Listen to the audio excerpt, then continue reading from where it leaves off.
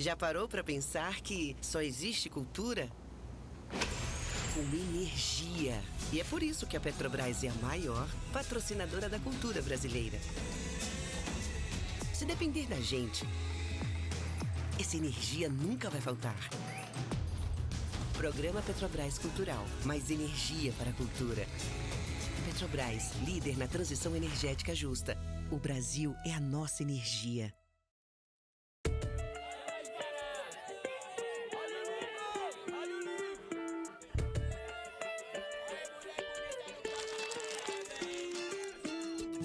Sejam todos e todas bem-vindos à Feira do Livro 2025. A Feira do Livro é uma realização da Associação 451, da Maré Produções Culturais e do Ministério da Cultura por meio da Lei Rouanet, incentivo a projetos culturais. Apresentador exclusivo Petrobras. Patrocínio Prefeitura de São Paulo e Motiva por meio do seu instituto na categoria Prata, Itaú Unibanco na categoria Bronze. Apoio Instituto Ibirapitanga, Pinheiro Neto Advogados e Enjoei. Parceria institucional Mercado Livre Arena Pacaembu, Museu do Futebol e Secretaria da Cultura, Economia e Indústria Criativas do Estado de São Paulo. Secretaria Municipal de Esportes e Lazer, Secretaria Municipal da Pessoa com Deficiência, Biblioteca Mário de Andrade e Livraria da Travessa. Apoio institucional Embaixada da França no Brasil, Instituto Camões, Instituto Cervantes, Canada Council for the Arts, Acción Cultural Espanhola, Ernesto Tsirunik Advocacia, ETAD, Vagalume, Ecoar, Quiro, Inside by Meliá São Paulo e Genópolis, Bubu Restaurante e Ovo. Parceria de mídia, TV Brasil, Rádio Nacional de São Paulo, Folha de São Paulo, UOL, JCDecO, Revista Piauí e Publish News. Acompanhe a cobertura completa da Feira do Livro 2025 no site da revista 451. Acesse www.451.com.br e também nas nossas redes sociais, @a Feira do Livro. Viva o livro brasileiro!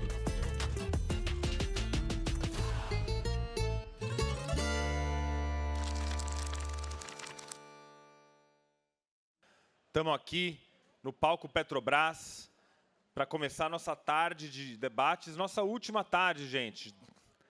Que dias, hein? Foi muito lindo isso aqui, mas ainda vamos estar aqui até às 7 da noite, trazendo grandes autores da literatura brasileira e grandes autores do pensamento para conversar com vocês. Vou fazer aqui um agradecimento rápido. Através da Lei Rouanet, do Ministério da Cultura, a Petrobras apresenta a Feira do Livro 2025, que conta com o patrocínio da Prefeitura de São Paulo, da Motiva e do Itaú Unibanco. Agradecemos a todos os patrocinadores, em especial a Petrobras, por acreditarem, assim como nós, que a cultura move a economia. É isso. Eu vou chamar nossas autoras aqui, vou dar um recadinho logo em seguida e a gente começa, tá bom? Então, eu queria pedir palmas para Cidinha da Silva. Seja bem-vinda, Cidinha! Grande escritora brasileira, seja bem-vinda. Por favor, pode se acomodar aqui no sofá. E a Cidinha vai conversar com a Bel Santos Maier. Seja bem-vinda, Bel. Palmas para a Bel. E aí, Bel? Tudo jóia? Por favor.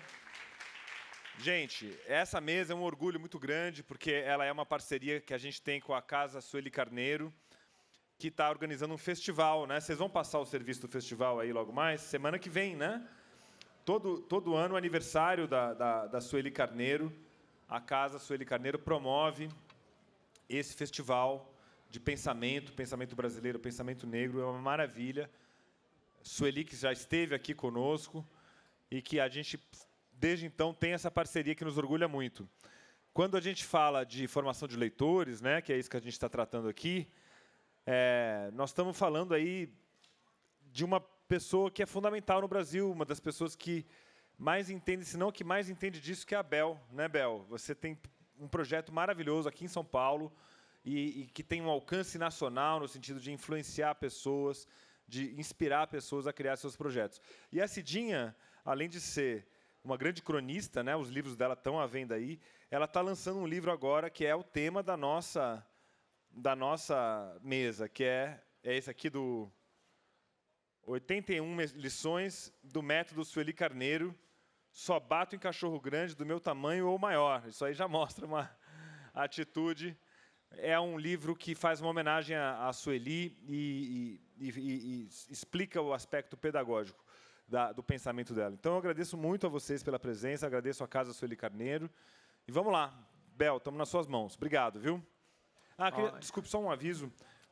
O Lázaro Ramos vai estar aqui na próxima sessão e a Livraria da Travessa já está distribuindo as senhas para os autógrafos dele, que serão limitados, tá? Então, fica avisado aí que os autógrafos do Lázaro terão senhas que já estão sendo distribuídas lá na Travessa. Obrigado. Obrigada, Paulo. Boa tarde, gente. Que alegria estarmos aqui em mais uma festa do livro, que no final é uma festa, uma feira dos encontros, é um momento de encontro dos leitores e das leitoras com os seus autores. Então, poder estar aqui nesse sofá com Cidinha da Silva é uma honra imensa, porque o que um leitor espera? Encontrar com aqueles e aquelas que têm dado a chance da gente olhar de forma crítica para o nosso país, pessoas que hidratam os nossos sonhos, pessoas que ajudam a gente a olhar para a história que já foi construída e para contar com a gente para a história que vai ser. Então, a conversa é sobre isso. É simples assim, Cidinha. Eu estou nervosa, mas é o nervoso da responsabilidade. Que bom que vocês estão aqui. Muita gente conhecida trazendo gente nova, para a gente celebrar e conhecer um pouco mais desse livro. Vou falar um pouquinho sobre Cidinha. Eu, quando cheguei aqui, Cidinha, encontrei duas jovens, bem jovenzinhas, que vieram para conversar comigo e que talvez estão te encontrando pela primeira vez. Então, sempre é bom falar quem é Cidinha da Silva. Cidinha da Silva é mineira, é uma das vozes negras que se destacam na literatura contemporânea. Autora de 22 livros, 23 com esse agora.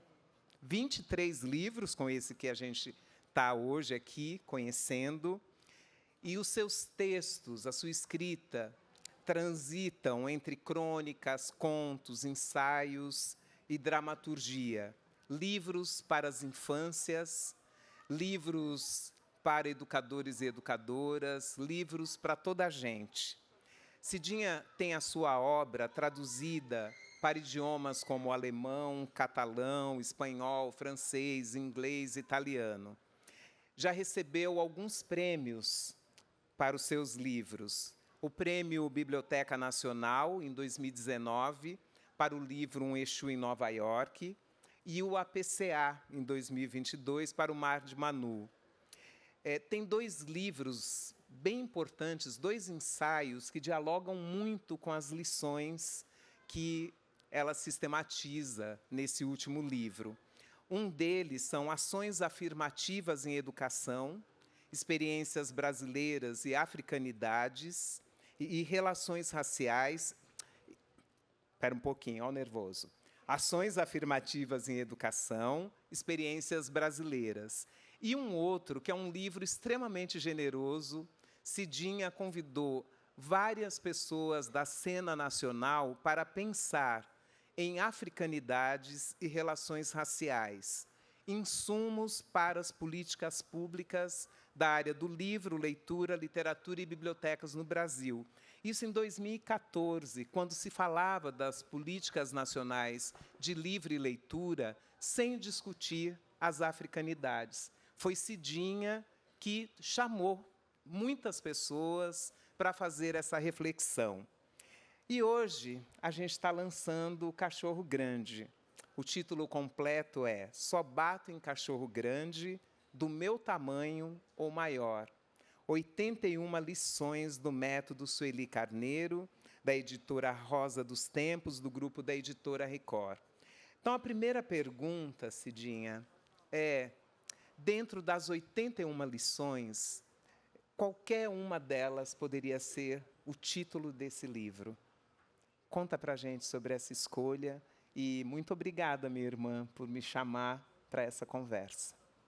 Obrigada, Bel. Boa tarde para todo mundo. É uma alegria estar aqui ao lado da Bel, começar de mãos dadas com ela a caminhada, a trajetória desse livro. Na verdade, é o segundo encontro, a gente fez o primeiro em Gueledés, né? A gente apresentou o livro para a moçada do Gueledés, Instituto da Mulher Negra, fizemos lá uma gravação, né, Nath? E agora é o nosso segundo encontro aqui com tanta gente querida que veio nos dar um abraço. Eu agradeço muito. Esse livro tinha um título inicial que era Carinho de Jumento é Coice. As pessoas que estão aqui, que conhecem Sueli, sabem o quanto essa expressão é usual na gramática sueliana, digamos assim. E daí uma amiga muito querida, que eu não sei se já chegou, a Tatiana Nascimento, foi quem, ao longo de 2 anos, insistentes 2 anos, me dizia, mas você não acha que esse título é um pouco pesado? Quem não conhece a Sueli? Eu argumentava e tal, e ela contra-argumentava isso ao longo de 2 anos. E então havia uma segunda opção, que era o Cachorro Grande. E, por fim, quando eu já estava mandando o próximo, né, de mandar o texto para a editora, para começar o trabalho de revisão, de editoração e tal, daí eu mudei. A gente teve que mudar o contrato, fazer um aditivo no contrato e tal, porque eu mudei para o Cachorro Grande, né? Isso que você diz, né, me alegra muito de que qualquer um dos títulos das lições poderia ser o título do livro. Me alegra porque eu acho que reflete uma compreensão de que a gente está mesmo, né, falando aqui de coisas que fazem muito sentido nessa construção de pessoa e de persona que é Sueli Carneiro. Cidinha, esse livro, né, além de reunir as 81 lições que você sistematizou, e eu, na leitura, fui me encontrando em muitas delas, né? Essas lições fazem parte da nossa geração. Eu e Cidinha nascemos no mesmo ano, em 1967, e essas lições foram chegando também para mim, que não estava tão pertinho de Sueli, mas estava conectada aos jovens do movimento hip-hop. E nessas lições você traz muito dessa questão, dessa luta política, da luta contra o racismo, mas ele não é um livro só sobre a luta. Eu vou ler um trechinho aqui que eu te falei que eu gostaria de ter escrito, que é o livro, o pós-fácil, do Eduardo Oliveira, que se chama carinhosamente de Dudinha, que foi seu orientador de doutorado, inclusive. Ele fala algo muito bonito sobre esse livro. Ele diz que ele, eu usaria aqui um termo seu, você fala numa entrevista também, que a gente não está só lutando, a gente está também olhando as flores que nascem no asfalto. E o Eduardo Oliveira, ele fala assim, sobre esse seu livro. Acho que é melhor eu colocar o óculos, né? Dá certo aqui. Ele fala assim, que esse livro é o amor na clave da justiça. E mais, amor como demanda no território da formação política. Amor na casa do silêncio, onde a palavra atravessa o portal da mera descrição para aninhar-se na experiência compartilhada de uma vida inteirinha, tocada pela experiência da outra. Uma experiência que não se amesquinha no umbigo, que em tudo é mavioso, mas que reluz uma experiência coletiva, intergeracional, diria mesmo um testemunho. Esse livro, né, nós trabalhamos com formação de leitores, aqui tem muitas educadoras, e muitas vezes a gente quer classificar o livro, né? É crônica, é conto, é romance, o que que é? Que livro é esse, Cidinha, para você? Bel, para mim é um livro de memórias, né? A Sueli tem brincado e tem dito que é uma biografia não autorizada, né? Isso me alegra porque eu fico com a sensação de que ela se reconhece no livro, né? De que, de fato, eu estou dizendo coisas que ela reconhece ali como sendo delas, coisas que são delas, que ela construiu, né? Que são dela, que ela construiu e tal. Mas não se trata de uma biografia não autorizada, porque qualquer biografia, autorizada ou não, precisa se valer de pesquisa, de escuta de outras pessoas, né? Precisa recorrer a fontes, e o quanto mais qualificadas essas fontes, melhor. E esse não é o caso. Esse é um livro que nasce da minha cachola e do meu coração, né? É um livro escrito a partir do retorno e do escarafunchar a memória, né? Para trazer coisas que foram muito significativas, que têm sido muito significativas ao longo de quase 40 anos de convivência minha, né, com Sueli Carneiro. Eu encontrei Sueli muito jovem, né? Eu tinha 19 anos quando a gente se encontrou a primeira vez. E, então, esse livro é um livro de memórias, é assim que eu o entendo, né? Como um caderno de memórias desse tempo que a gente tem vivido juntas e dessa vida que eu vivo hoje, que eu considero que é uma vida que me foi dada por Sueli Carneiro. Você, aos 58 anos, né, você também é mestra de muitas pessoas. A Tatiana Nascimento, na orelha que ela escreve do livro, então ela chama, né, essa orelha, o método Cidinha da Silva, lição número 1.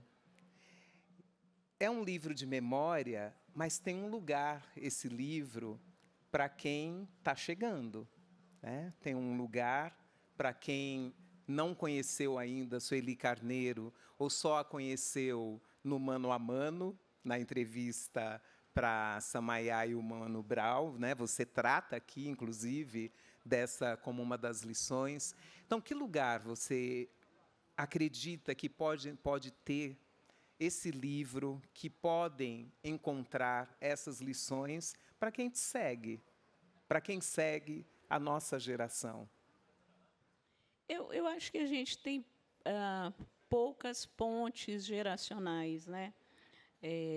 Bem menos do que a gente precisa e do que a gente merece, né? A Sueli tem feito um programa, um podcast que se chama Escute as Mais Velhas, né? E que procura justamente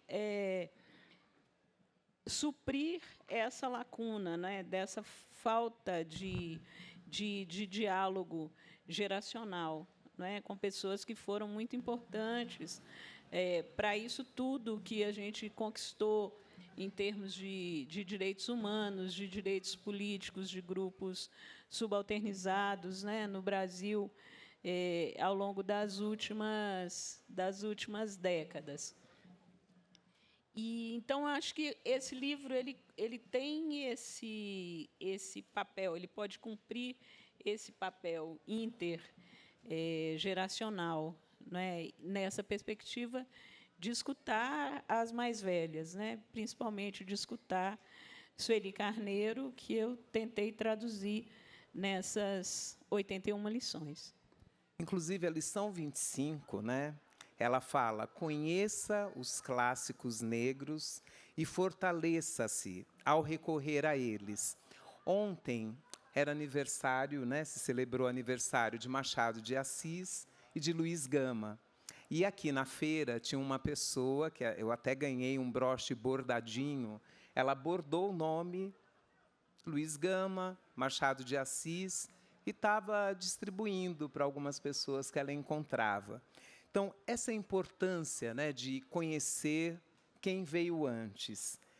Você, nessa lição, você fala de alguns nomes. Você pode comentar um pouquinho da lição 25? Conheça os clássicos negros e fortaleça-se ao recorrer a eles. Então, quem são os clássicos? Você traz aqui clássicos vivos, que são fortaleza para você. Sim, sim. Sabe, o nervosismo aqui, né, Bel? Eu estava tentando lembrar de quem foi Estamos que eu nervosas falei e tal. juntas, vai dando certo. Então, eu falo aqui de algumas mulheres, né, que são mulheres para as quais eu dediquei esse livro, né, 6 mulheres. Tem muita gente para quem eu dediquei, e essas 6 mulheres. A primeira delas, que já se foi, a única do grupo, né, que já se foi, é a Luísa Bairros. Luísa Bairros, a atuação política dela mais recente, antes da morte, foi como ministra da CEPIR, né? Luísa é uma grande pensadora, ativista, gestora, não é? Que se foi muito cedo, não é? Com 65 anos, e eu considero uma pessoa fundamental na minha formação, não é? Tem 2 pessoas fundamentais na minha formação, Sueli e Luísa. Luísa vem logo depois, né? Entrou um pouco depois na minha vida, um pouco depois de conhecer Sueli, e a gente não teve uma convivência tão estrita, porque a Luísa morava na Bahia e eu em São Paulo, mas a gente conviveu muito e aprendi muito com ela. Maria Nazaré Soares Fonseca, falávamos dela, né, mais cedo, como uma das mulheres mais elegantes, né, que a gente conhece, da turma da Bel, a Nazaré, na elegância.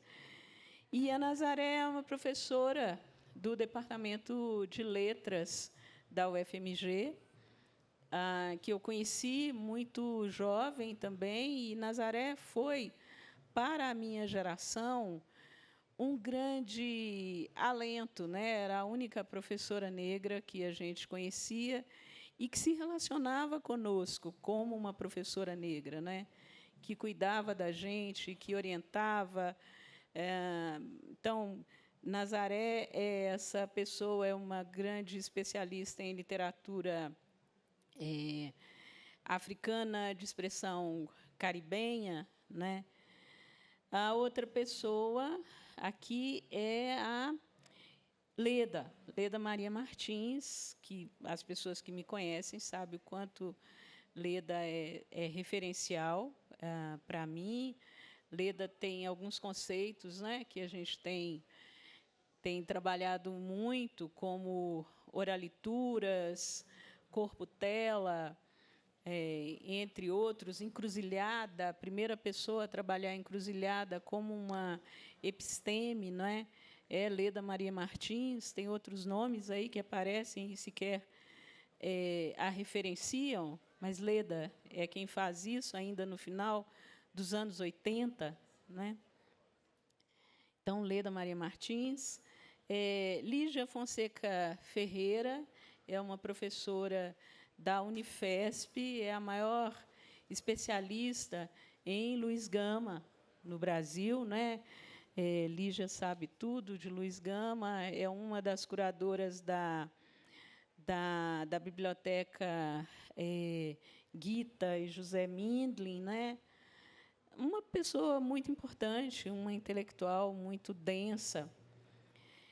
A Isildinha Batista Nogueira é outra figura aqui de São Paulo, uma psicanalista muito importante, é uma pessoa que foi orientada pelo Félix Guattari, e que orientou vários. É uma das grandes pensadoras, né, da questão racial e seus impactos na psique humana, não é? É uma das grandes pensadoras brasileiras desse tema, que orientou diversas pessoas aí da área de psicologia, de psicanálise, que escreveu, que escreve também, né? Está vivíssima. Denise Ferreira da Silva é uma intelectual também muito importante, que saiu cedo do Brasil, que atua no Canadá e que tem pensado, tem muitos conceitos interessantes, como o da dívida impagável, e que tem orientado muitas pessoas mais jovens, muitas pessoas do mundo, muitas pessoas trans, não é, que vêm na Denise, uma grande inspiração. E a Ana Maria Gonçalves, que é minha escritora preferida, que escreveu esse livro monumental, tão referencial para todas nós, que é O Defeito de Cor, não é? Uma pessoa que eu tenho a alegria de chamar de amiga também, e que, né, tem essas coisas monumentais, como ter um livro como enredo de uma escola de samba da magnitude da Portela, não é? Então, são essas mulheres, além de Sueli Carneiro, que a gente fala, eu falo dela o livro inteiro. Obrigada, Cidinha. Eu, principalmente, fico muito perto de jovens, né? De jovens, muito jovens, que estão começando a leitura, que são seus leitores, né? Alguns estão por aqui também hoje, e retomar, né, a importância da leitura, né? A importância de ler os clássicos que estão aqui, os clássicos lidos por essas pessoas que Cidinha traz para a gente, e também, né, de trazer a própria reflexão a partir dessas leituras. E uma das lições, né, que você traz de Sueli me fez lembrar muito um jeito que a gente acabou adotando para a nossa vida, né? A gente não sai de casa sem caderno, caneta ou um lápis, para sempre escrever. E quantas vezes, né, perguntaram para a gente assim, nossa, mas o que vocês tanto anotam? Né? E aí eu imagino o quanto essas suas anotações foram importantes para esse livro. Eu queria que você falasse um pouquinho, principalmente para quem não leu, a estrutura que o livro tem, né? Porque você traz a lição, depois, às vezes, você traz alguma história. Como é que você foi compondo essa estrutura do livro? E você, em um dado momento, você traz uma síntese. Você fala, olha, se eu tivesse que escolher aqui algumas das lições para explicar o livro, seriam essas. Quais seriam? Então, o livro está dividido em 3 movimentos, né? O primeiro, que eu chamo de lições expressas, que foram coisas que Sueli me disse diretamente ao longo da vida. Faça assim, não faça assim, é melhor desse jeito, é melhor de outro. Muitas correções também, né, que ela fez no meu jeito de andar, de entender as coisas, de me movimentar no mundo. O segundo movimento são as coisas que eu considero que eu aprendi pelo exemplo, observando. Ela não me disse diretamente, mas observando como ela fazia, como ela se comportava, eu aprendi. E o terceiro movimento são as lições que eu chamo do tempo espiralar, que é outro conceito de Leda Maria Martins. Essas lições do tempo espiralar são coisas que, na maturidade, eu entendi que eu aprendi com Sueli. Eram coisas que estavam internalizadas na minha vida, e eu não, à medida que eu fui organizando o livro, eu entendi que eu havia aprendido, não é, aquelas coisas com ela. Eu me surpreendi muito porque eu achei que o bloco dos aprendizados pelo exemplo seria o maior bloco. E não foi. Foi o bloco das coisas expressas, não é? Das coisas ditas diretamente a mim. Não é? E a tentativa ou melhor, esse caminho, não é, de organizar o livro a partir desses 3 movimentos é também uma tentativa de deixar as coisas mais... é uma organização que também é cronológica, né? Eu procurei colocar as coisas à medida que eu me lembrava que elas foram aparecendo, que elas foram fazendo sentido na minha vida, né? Numa tentativa de também estabelecer um fio condutor para as pessoas que iriam ler o livro, né? Porque às vezes as coisas estão muito nítidas para quem escreve, na cabeça de quem escreve, mas não necessariamente, isso não acontece necessariamente quando elas vão para a tela, quando elas vão para o papel, não é? E aí essas estratégias elas funcionam para organizar o texto de uma forma que, além de fazer sentido para mim, possa fazer sentido para quem lê, né? Cidinha, uma vez eu fiz o prefácio de um livro seu, né, o Menina Bonita, e nesse prefácio eu falo, eu escrevo o prefácio não só para os leitores e leitoras, mas para minha amiga Cidinha, e eu falo desse seu sorriso de canto, né? Porque muitas vezes as pessoas falam assim, nossa, Cidinha é muito séria, ai, fala com a Cidinha. Sempre todo mundo quer a Cidinha em tudo quanto é evento, com as bibliotecas comunitárias. Você fala com ela, que ela é muito séria. E você traz no livro uma Sueli Carneiro, que também é uma pessoa muito séria, do jeito que falam de você, algumas vezes muito dura, mas a gente vai lendo, vai encontrando uma ironia, um sorriso de canto. Quem é essa Sueli Carneiro que traz, né, esse dengo camuflado, né, uma expressão que você usa no livro? Eu vejo Sueli como uma filha de Ogum com coração de água. Não é? É um coração que flui, um coração que recebe todo mundo, não é? Que, como a casa de Ogum, o coração de Sueli é uma casa aberta para todas as pessoas, não é? É assim que eu a vejo. E eu convidei o Juan Flor do Nascimento para fazer o prefácio desse livro. Ele, que é um homem de Incoce, né? Que é um parente muito próximo de Ogum.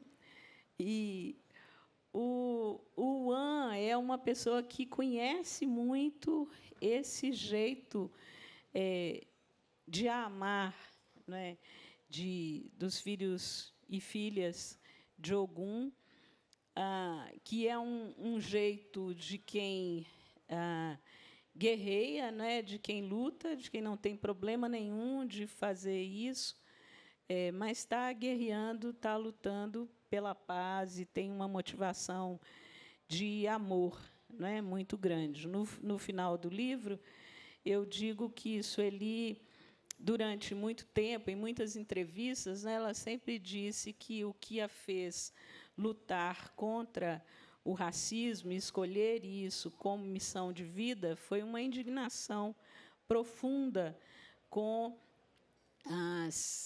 os absurdos, né, aos quais que o racismo impõe, não é, às pessoas que são alvejadas por ele. E eu digo que isso é verdade, mas também acho que tem um motor muito forte de amor da Sueli pela gente negra. Isso é que fez com que ela definisse como missão de vida a luta contra o racismo, né? Então, é assim que eu vejo Sueli. E você, Cidinha, escreve, né, uma das lições, né, fala que tudo muda, até Sueli Carneiro. O que muda em você esse livro? Em mim. Acho que ele libera uma responsabilidade grande, porque é um livro que eu precisava fazer e entregar como um presente, como uma oferenda para a Sueli. Então, me libera dessa responsabilidade, já fiz, já entreguei. Esse é o presente dela de 75 anos de vida, que ela completa daqui a 2 dias, né?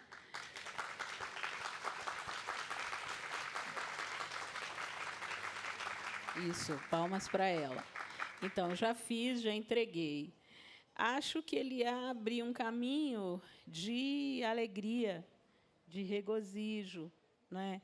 Porque ele é também um ponto de chegada. Ele coroa um período grande, né, de trabalho. O ano que vem eu completo 20 anos de carreira literária, um período que você acompanha, né, desde o primeiríssimo momento. Então, esse livro é também uma coroação desse processo, né? Acho que vem algumas coisas diferentes depois dele, além de continuar nesse fio aberto nessa picada, né, no caminho aberta pelo trabalho com a memória, né? Acho que eu estou tendo a mesma sensação que eu tive quando comecei a escrever livros para infâncias, né? A gente escreve o primeiro e vem um monte depois. E, no caso dos livros que seguem esse fio da memória, eu tenho achado que vai acontecer a mesma coisa. Acho que tem um lado de chamar esse livro, né, de um livro que trabalha com memória. Agora, ele também traz uma compreensão do que é um método, né? Porque a gente perde, né, muitos métodos que estão aí, né? Essa tua sistematização encoraja, né? A Tati fala de fazer o método Cidinha da Silva, mas tantos outros que estão aí e que se perdem, né? Que se perdem junto com as memórias dos nossos mais velhos. Então, eu diria que é um livro também sobre como organizar os registros, né? Ele ensina muito. O jeito que você traz as histórias, né? Eu tinha falado para você, eu me daria conta com o prefácio, não sei se é porque eu sou da sua geração, o prefácio já teria me dito tudo sobre esse livro. Mas você traz histórias, e aí é interessante também pensar naquelas histórias, né? Pensar nos momentos, né, de decisão, como ir ou não ir a Durban, quando estava fazendo um tratamento de saúde. Mas que força tem essa mentora que você abriu mão de uma demanda pessoal para uma demanda coletiva. E isso aparece depois como uma lição. Aparece como uma lição aprendida, né? A demanda coletiva, a luta coletiva, a história consegue ser maior do que as picuinhas nossas do cotidiano. E muitas dessas lições, né, você traz essa questão de que esse não é um livro, é um presente de aniversário, mas não é um presente para abrir mão, né, da tensão, né, porque nessa tensão tem amor. Eu diria que uma das coisas, das lições, né, mais fortes para mim, emocionante, é a questão da lealdade. Pode falar um pouco sobre essa lição aprendida, porque ela vai atravessar muitas outras, né? Nas suas decisões, nas escolhas que você fez. Sim, esse é um dos pilares de entendimento de quem é Sueli Carneiro, né? A lealdade para ela é uma coisa vital e a deslealdade é uma coisa imperdoável, né? A Sueli não perdoa poucas coisas. A deslealdade é uma delas, né? E é essa coisa de você tem muitas coisas presentes aí, contempladas nessa ideia. Então, é você lidar com as pessoas da forma que elas são, né, e não com a expectativa, a partir da expectativa do que você espera que elas sejam, não é? Definir princípios e seguir esses princípios, ter ética sempre, né, Nath? Ter ética sempre em todas as relações, em todos os momentos. Isso tudo está contemplado nesse princípio, não é? de lealdade que é posto à prova todo o tempo, porque relações longas, né, como a nossa, a minha e de Sueli, tem muitas tensões, tem muitos desencontros, tem muitos silêncios, tem muitas discordâncias, para além de todas as coisas boas, que são as coisas que prevalecem, não é? E nos desencontros, nas coisas que não são tão boas assim, nas discordâncias, nas divergências, a gente sempre é testado, porque há uma sedução para que você pule para o outro lado, né? Que tenta fazer com que você pule para o outro lado, que você não vai por aqui que é mais fácil, deixa esse caminho aqui que você vem fazendo com essa pessoa, porque aqui é mais fácil, aqui você pode chegar mais rápido, né? E a lealdade faz com que você não faça essa escolha, né? E se mantenha mesmo nas situações de conflito, nas situações em que você está mesmo batendo a cabeça e pensando, poxa, mas é isso mesmo, eu cheguei até aqui para isso, por isso. Posso ler um trechinho dessa lição? Por favor, querida. E aí ver se você quer ler algum outro. Daqui a pouco a gente vai abrir para perguntas, elas serão por escrito, tem ali um pessoal recolhendo perguntas e depois da nossa leitura a gente abre. Vou ler o segundo parágrafo e o último. Lição 12. Deslealdade é algo imperdoável. Seja leal. O tratamento leal inclui também inimigos e adversários. Todos devem ser respeitados. Não se mata um inimigo pelas costas ou via armadilhas sujas. Não se vence um adversário a qualquer custo. Não se deve usar armas proibidas ou descumprir as regras do jogo. Aí lá no final, você conta algumas histórias vividas e diz: passamos por ano de distâncias e silêncio, nos observando e cuidando, cada uma à sua maneira, do amor que nos une. É um livro sobre amor, né, Cidinha? Tem muito amor aqui nesse livro. Tem. O que não é um negócio exatamente fácil, né? Porque falar de amor é sempre alguma coisa que deixa a gente exposta, né? Então, não é um negócio exatamente fácil. Mas é isso, esse livro é uma declaração de amor pública a Sueli Carneiro.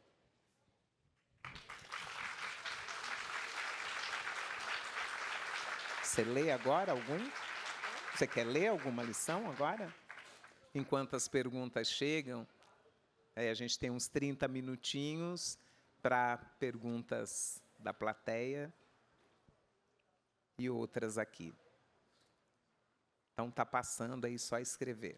Olha, tem uma que eu tenho algumas, né, que eu gosto muito. Uma delas é o vá, mate e volte, que é alguma coisa que Sueli dizia para a gente em Gueledé, sempre que a gente saía para cumprir alguma tarefa, para fazer alguma missão externa, ela dizia: vá, mate e volte. Lembra, Lola?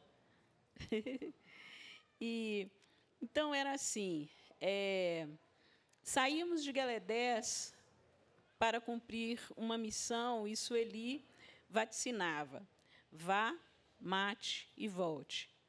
Se sentíamos medo ou insegurança, o outro nome dessa expressão era confio em você.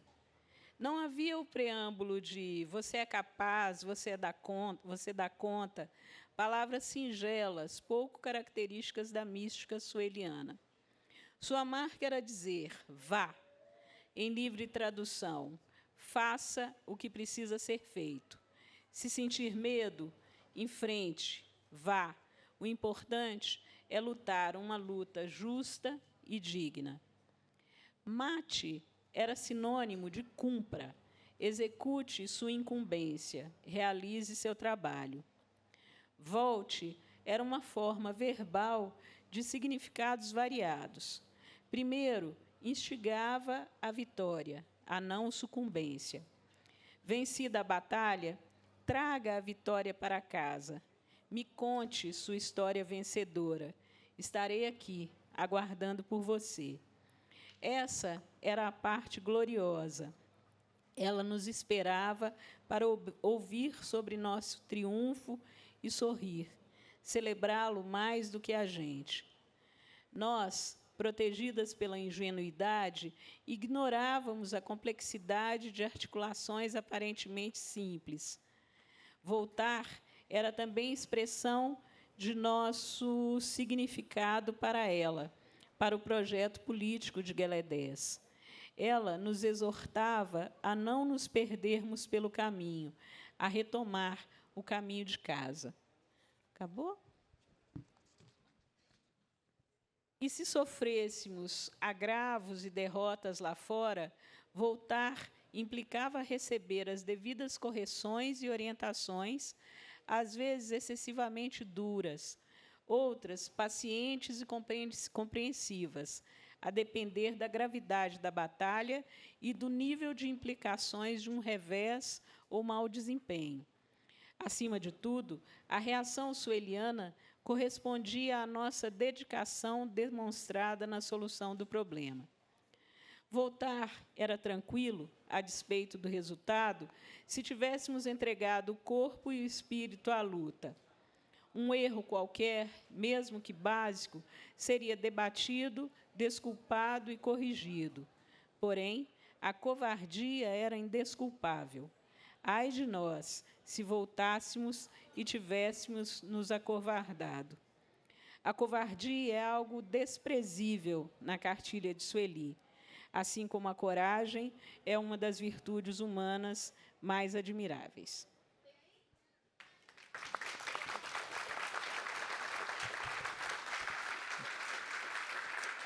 Antes de fazer aqui as perguntas chegaram, me deu vontade de ler a lição 41, que começa também com esse vá. Vá e me traga muitas histórias. Contei a Sueli que viajaria para Luanda. Ela sorriu e me abençoou. Vá e me traga muitas histórias. Gosto muito de Angola, você sabe. A minha filha se chama Luanda, não é? Fui a Luanda e a outros sítios, cuidando de trazer histórias para contar a ela. Moringa vertendo ao rio, de volta, águas de um longe que o criou, como me disse Tatiana Nascimento. É linda essa lição, né? Também. E bem no meio do livro, né, essa água vertendo no rio. Então, chegaram duas perguntas aqui, uma do professor Wellington Furtado, da Universidade Federal de Mato Grosso. Ele diz: o capitalismo, em sua pérfida face da branquitude, cria a contradição entre o ouvir de vozes negras que educam a todas as pessoas, ao mesmo tempo que pode fagocitar essas lições pelo mercado.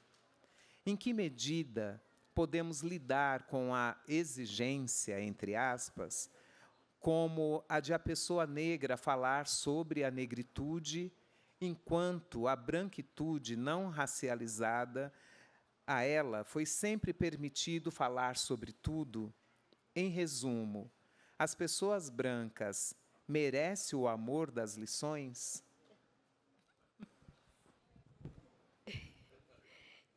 Não estou rindo porque me pareceu meio contraditório o preâmbulo com o que foi apresentado como resumo do que eu vinha ouvindo. Aí me quebrou. Eu estou aqui tentando achar um sentido. Mas vou começar pela primeira parte, né? Essa imagem da fagocitose eu acho muito feliz, muito interessante, porque o neoliberalismo tem feito isso, né, com expressões tão nossas, né, e tem sequestrado expressões como ancestralidade, né, que virou hoje uma modinha, um negócio que diminui muito o sentido tão imenso que essa expressão tem para a gente, né? E assim com outras expressões, inspiração, são tantas outras. E há um risco sempre de que aquilo que a gente produz e que tem a potencialidade de atuar como signo de orientação, com um signo que dialoga desde dentro com o nosso povo, com a nossa comunidade, há sempre o risco de que isso seja sequestrado, né, pela perspectiva neoliberal de orientação, de formatação do mundo. E o que a gente faz para se contrapor a isso, eu entendo, é demarcar o tempo inteiro o lugar, não é, a partir do qual a gente fala, qual é a origem do nosso pensamento, qual é a origem da nossa ação transformadora no mundo. Isso é o que nos cabe fazer, e a gente não tem muito controle sobre o que farão com aquilo que a gente faz e apresenta ao mundo, né? Com isso, eu inicio a resposta aí da última parte também. Acho que as coisas que a gente planta e que geram beleza, geram coisas boas, elas estão aí para todo mundo que tiver a habilidade de colher, que tiver a capacidade de entender. O meu foco particular, desde sempre, desde muito jovem, é o povo negro, né? É a minha gente. Esse é meu foco. E as outras pessoas podem se beneficiar das flores que a gente distribui pelo mundo, né? Do perfume que a gente oferece no caminho da gente. Todo mundo pode se beneficiar disso, preferencialmente com uma perspectiva antirracista, ou seja, se comprometendo com a luta contra o racismo, não é? Se comprometendo a fazer o que cabe às pessoas que não são negras, né? Preferencialmente dessa forma. Mas eu não me preocupo muito se as pessoas brancas podem isso, podem aquilo. O que eu faço e coloco no mundo é para todo mundo, né? E quem quiser que aproveite, que ache algum sentido para si. Estava olhando aqui algumas lições. Estava aqui olhando, né, algumas das lições da pedagogia do exemplo, né? Mesmo as pessoas muito difíceis merecem uma chance. Uma outra, não deixe de ajudar qualquer pessoa que te peça ajuda. Compreenda que a luta tem etapas e, estrategicamente, as pessoas mudam de função, de estágio, de lugar, em acordo com as necessidades da situação. Cultive e explore o que as pessoas têm de melhor. Então, são algumas lições, né, do exemplo.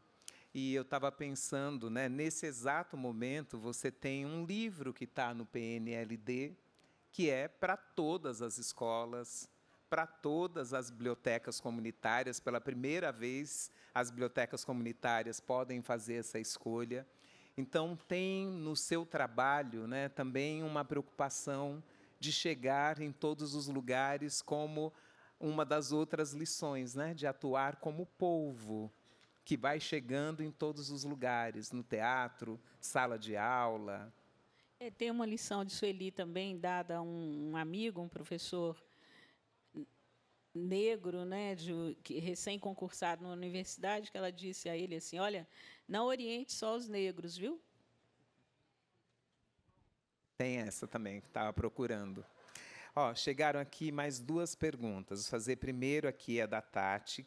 Queridas Cidinhas e Bel, gostaria de saber como avaliam a importância do registro do método Sueli Carneiro para as epistemologias e historiografias de intelectuais negras. Abraços. Não, responde você. Eu falei, vem aqui para você responder. Responde você, ela dirigiu para nós duas. Para nós duas, e aí eu começo. Tá bom. Não, 30 anos de amizade, né, é também para isso. Olha, eu falei num determinado momento, né, que esse livro não é só, né, um livro, né, de memória, ele é também um livro de memória, e ele é um livro sobre o método do registro de métodos. Eu considero muito importante, né, isso que a Cidinha fez, né, de trazer a lição aprendida, depois trazer histórias que alimentam essa lição e finaliza, né, com algo que poderia ser a moral da lição, mas não é. Eu entendo como uma abertura, uma nova pergunta que diz: e você? Como é que você está vivendo essa lição? Comigo deu certo desse jeito. Isso foi o que eu entendi. E você? O que você entende? Então, eu considero que esse compilar, né, do método Sueli Carneiro, e Cidinha, na carta, né, que ela coloca ao final, nos agradecimentos, ela diz, olha, estou pronta para levar, né, receber críticas, para receber convites, para abrir conversas, para poder melhorar esse livro. Agora, com quem lê, né? Então, até fica aqui a dica para quem ainda não comprou o livro, né? O livro está aqui, né, com a editora, mas está também em várias livrarias, vai ter o autógrafo depois aqui na Livraria Travessa. Então, está aberto, né, para quem estiver aí disponível a fazer essa leitura. E para a historiografia, né, é um registro tão importante, não só para cada uma de nós, né, que é citada. Eu fiquei toda orgulhosa quando eu me vi lá na lição 80, né, e falei, é verdade, olha, eu estou aqui, e muita gente que está aqui se vê naquelas histórias, mas como é que a gente vai passando essas histórias para frente, para a gente não perder? Sueli Carneiro vem sendo premiada aí várias vezes, né, pela importância que ela tem para o nosso país, por aquilo que ela escreve, que ela pensa, por tudo aquilo que ela move. Então, como é que a gente pode, né, também com esse livro, que pode chegar a vários lugares, a muitas pessoas. Nossa, quanta gente querida aqui que vai chegando, a gente está sempre mandando beijos, sorriso. Esse livro pode chegar para tanta gente que vai poder, né, conhecer Sueli Carneiro e Cidinha da Silva. Eu estou imaginando um efeito mano a mano para esse livro, viu? Tomara, Bel. Tomara que seja, tomara que role. Então, eu queria que a Bel falasse primeiro, porque ela ia dizer tudo, né? E porque, para mim, como autora, é um pouco mais difícil essa coisa de ficar especulando o que pode acontecer, como é que o livro pode ser referência para isso ou para aquilo. É sempre melhor alguém que não é autora falar sobre isso, né? Uma expectativa que eu tenho, a Bel já disse, é que possa referenciar iniciativas similares, né? Tem muita coisa para ser feita sobre muita gente, muito importante, e que talvez não esteja sendo feito com a acuidade necessária, né? Então, vou ficar muito feliz se o livro inspirar iniciativas similares, né, a ele. Eu também. Então, aqui tem uma outra pergunta, não foi assinada. Como foi a pesquisa para escrever Vamos Falar de Relações Raciais? A cada parte me sinto em uma aula. Parabéns, a obra é rica demais. Obrigada. Essa pessoa está fazendo referência a um outro livro meu, né, publicado, que está aí também, publicado pela Autêntica, que se chama Vamos Falar de Relações Raciais, Crônicas para Debater o Antirracismo. E a forma como esse livro é composto por crônicas, né, que acompanham boa parte do noticiário brasileiro sobre situações de discriminação racial, outras tantas que acontecem na escola, no sistema de educação e tal, e que eu achei muito importante de debater com adolescentes, né? É um livro que convida as pessoas à leitura junto com o celular, né? Não é para deixar o celular ao lado do livro, é para levar o celular para ler o livro. A gente tem uma série de atividades a partir de cada crônica, atividades que levam as pessoas para exposições, para podcasts, para experiências audiovisuais diversas, né? E isso por meio do celular, em contato com os QR Codes que a gente tem ali no livro. E a pesquisa, eu, na verdade, fui definindo blocos de assuntos que eu queria abordar, pensando nesse público do final do ensino fundamental, início do ensino médio, para conversar com esses adolescentes, né? E aí fui selecionando crônicas que eu já tinha escrito, outras que eu defini que eu precisava escrever, e foi assim, né? Tem um trabalho de leitura crítica da mídia, que é algo que eu já faço há alguns anos, né?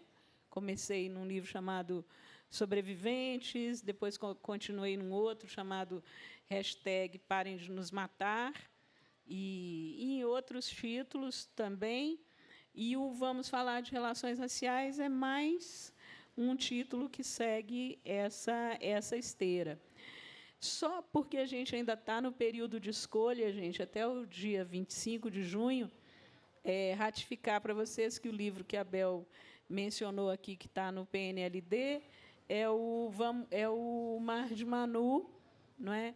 Que está aí nas escolas, nas listas, que pode ser escolhido até o dia 25 de junho. Janja estava me dizendo que o Relações Raciais está ali também, a capinha, a carinha dele.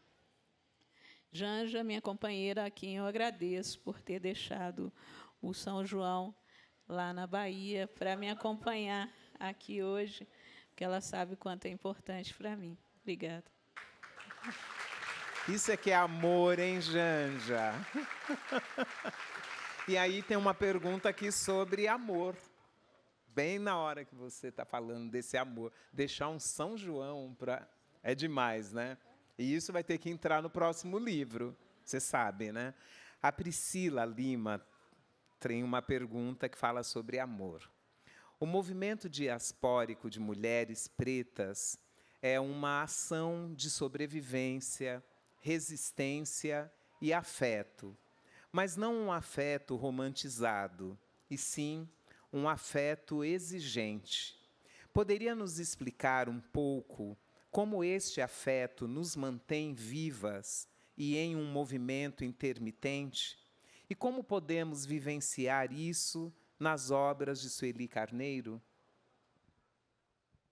Eu acho que a nossa história de travessia do Atlântico é uma história de sobrevivência. Muitos de nós ficaram, muitos dos nossos antepassados ficaram pelo mar, né? Não chegaram aqui. Os que chegaram já conseguiram ultrapassar uma travessia imensa. Depois, outra travessia que era reinventar a vida aqui, né? E nós somos herdeiras e herdeiros disso. Então, não é uma vida que tem por princípio aquilo que o poeta já nos dizia, né? Que a felicidade do negro é uma felicidade guerreira, que o poeta Gilberto Gil já nos disse há tantos anos. É isso, essa é a nossa história, né? E uma história que não nos imobiliza pelo que ela tem de dor, de peso. Certa vez, em um dos textos que eu escrevi para a Sueli, antes desse livro, eu criei uma imagem para ela que era mais ou menos assim, como se ela fosse uma baiana da ala das baianas das escolas de samba, né, que carregam aquela fantasia pesada, que às vezes tem 12 quilos, 14 quilos, até 20 quilos, e evoluem na avenida como se carregassem plumas, não é? Eu entendi isso quando eu desfilei o ano passado com uma fantasia de 6 quilos. Assim, foi pesadinho. No desfile da Portela, da Ana, né, do Defeito de Cor. Então, isso de desfilar com alguma coisa que é muito pesada, e, a despeito disso, você evolui na avenida, né? A história da gente é uma história densa, e, a despeito dela, a gente vem existindo como pessoa, né? A gente vem se firmando no mundo, num país racista como o Brasil, a gente se firma como pessoa. Essa é a nossa história, essa é a nossa característica, né? Isso é conhecer de onde a gente veio, não é? E o que é que nos modela para que sejamos o que somos. E também como a gente definiu o chão desse país, né? Como o solo desse país foi construído a partir das matrizes africanas, né? E a gente é herdeira disso tudo também. São essas complexidades, são esses paradoxos que nos formam e nos movimentam, né? Cidinha, a lição 35 fala um pouco sobre isso. Para nós, as coisas demoram mais, o caminho é mais lento. E você conclui essa lição falando que há, né, uma roleta russa geracional. A gente vai tendo, né, pessoas mais jovens, você é uma mulher de 58 anos, e a gente vive um tempo da roleta russa geracional em que vamos lidando com pessoas, né, que têm um melhor uso midiático, aparecem, né, aparecem, desaparecem. Então, como é que você, né, nessa escolha que você fez como autora literária, sabendo desse reconhecimento que é mais lento, sabendo que você, né, é uma mulher adulta e logo, né, estamos aí na transição, né, no Escute as Mais Velhas, chamaram a Jurema Werneck, né, daquelas que estão na transição, nós estamos chegando também lá. Então, como é, né, pensar as suas escolhas futuras, né? Como que você está pensando a sua carreira nesse cenário, sabendo que é lento, que é como carregar esse vestido da baiana e evoluindo aos poucos e com mais idade?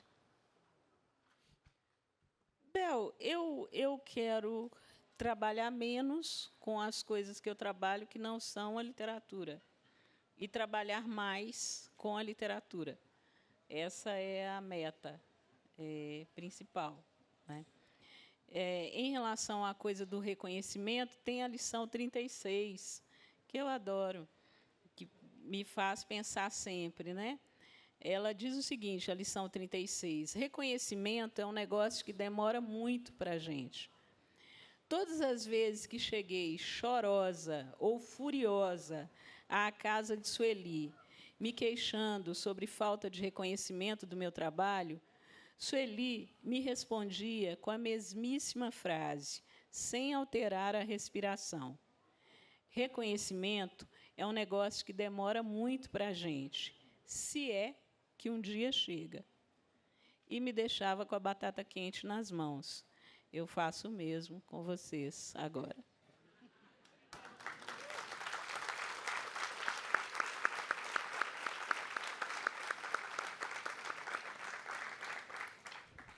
Tem um reconhecimento de Cidinha da Silva que, para nós, leitores, leitoras das bibliotecas comunitárias, das bibliotecas públicas, chegou faz tempo, né? A gente falou aqui o quanto foi importante a publicação, chamando atenção para as políticas nacionais de livre leitura, olhando para as africanidades, e você não para, né? Sendo chamada para conversar sobre o seu livro.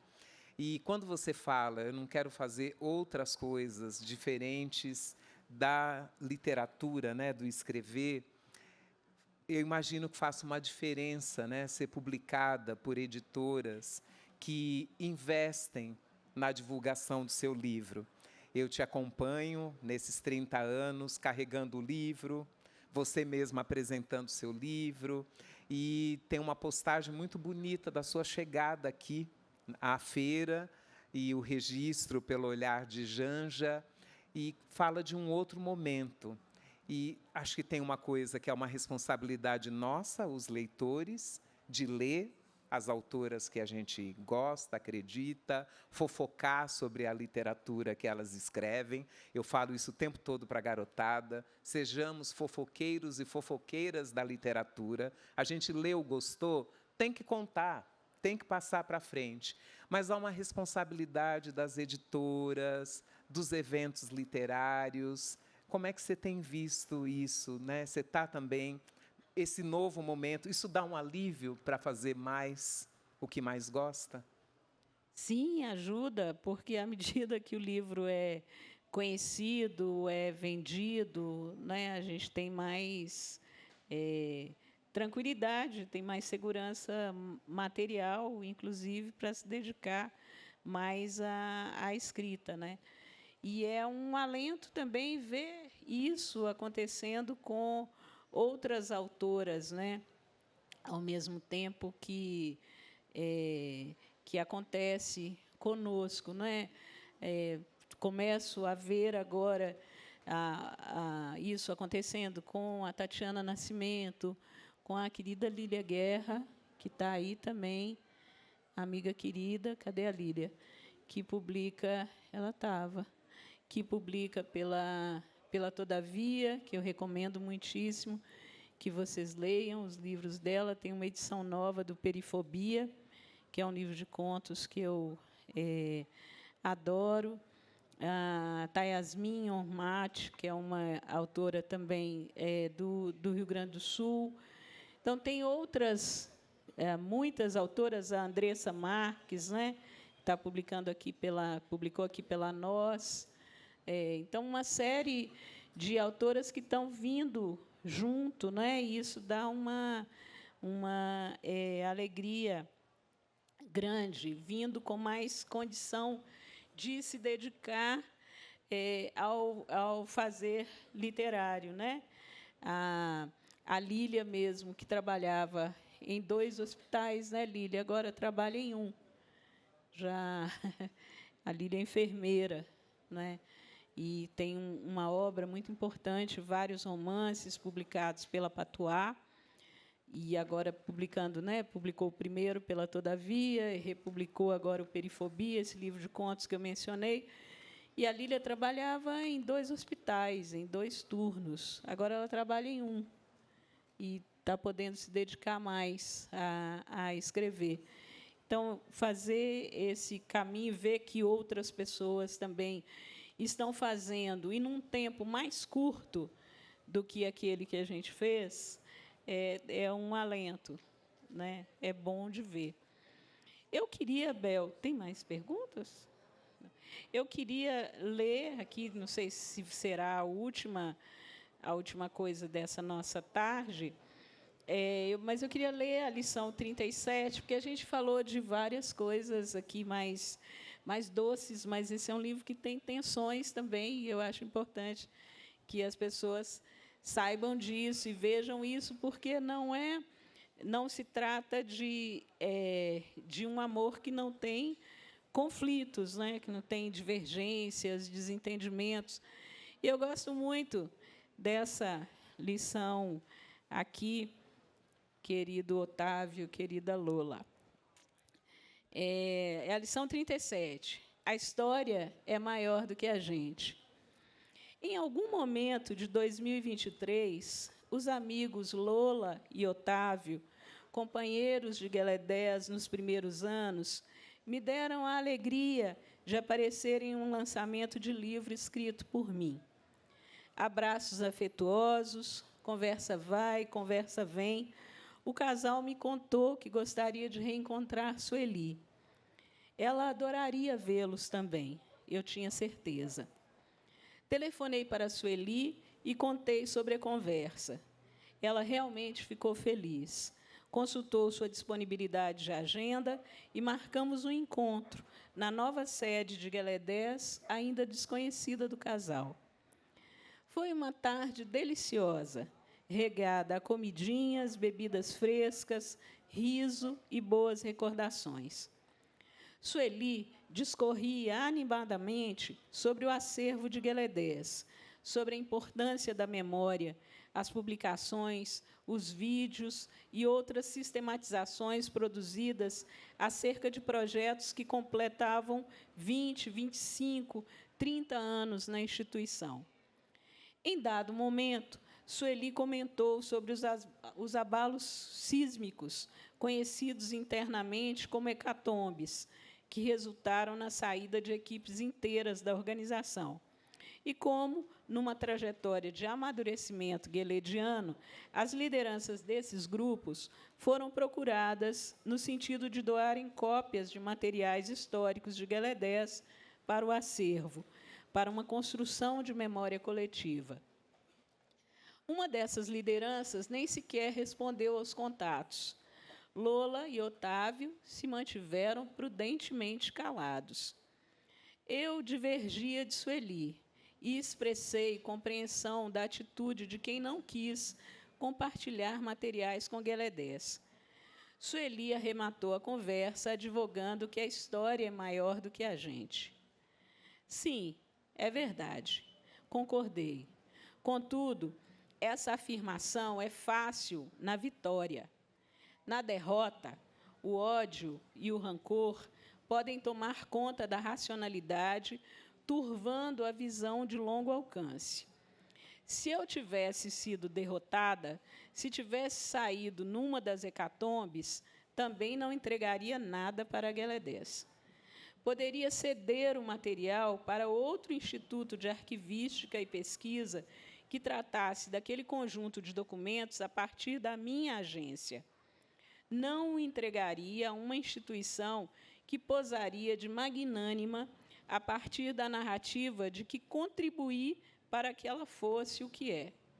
Às favas com contribuições. As pessoas querem construir protagonismo naquilo que, afinal, investiram suas vidas. Não estão erradas, segundo a minha maneira de interpretar o mundo.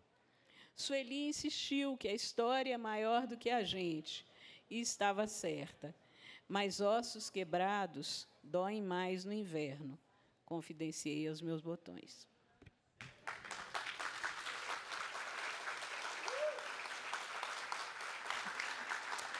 Eu sou daquelas que lê fazendo anotações. Se você me dá licença, eu vou ler um parágrafo que eu escrevi depois desse. 10 anos atrás, Cidinha me convidou para compor uma mesa com uma pessoa que havia me quebrado os ossos, ou, pelo menos, havia tentado. A minha resposta à sua pergunta: "Você vai, Belzíssima?" Eu falei sim, porque neste caso específico, a careta fica na cara de quem faz. Eu fui, porque a história é maior do que a gente.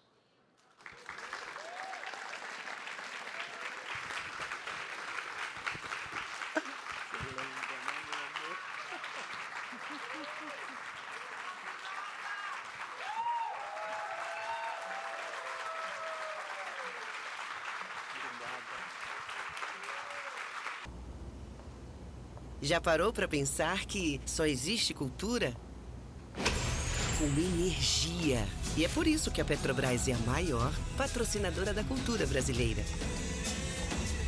Se depender da gente, essa energia nunca vai faltar. Programa Petrobras Cultural. Mais energia para a cultura. Petrobras, líder na transição energética justa. O Brasil é a nossa energia. São Paulo é arte, cultura e criatividade, com mais de 200 espaços culturais da Prefeitura de São Paulo em todas as regiões da cidade. E grandes eventos, como a Virada Cultural, que em 2025 reuniu cerca de 5 milhões de pessoas. Neste ano, a Secretaria de Cultura e Economia Criativa já promoveu mais de 5 mil atrações gratuitas e 319 milhões de reais foram anunciados em editais de fomento. Isso é São Paulo, cidade de todas as artes. O brasileiro não sabe ser pequeno. É da nossa natureza mover a vida como gigantes. Por isso a CCR, maior empresa de infraestrutura e mobilidade do Brasil, está movendo a sua marca para um novo momento. A CCR agora é Motiva. Mais do que estradas, trilhos e aeroportos movendo o Brasil. Uma marca que já nasce gigante, como você. Motiva. Você nos move.